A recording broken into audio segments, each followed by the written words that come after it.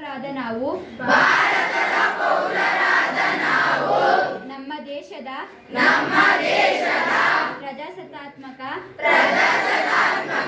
ಸಂಪ್ರದಾಯಗಳು ಮತ್ತು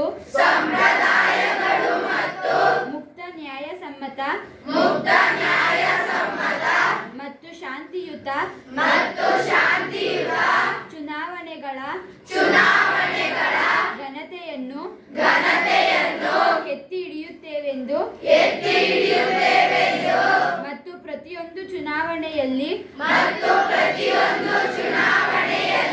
ನಿರ್ಭೀತರಾಗಿ ಮತ್ತು ಧರ್ಮ ಜನಾಂಗ ಜಾತಿ ಮತ ಭಾಷೆ ಅಥವಾ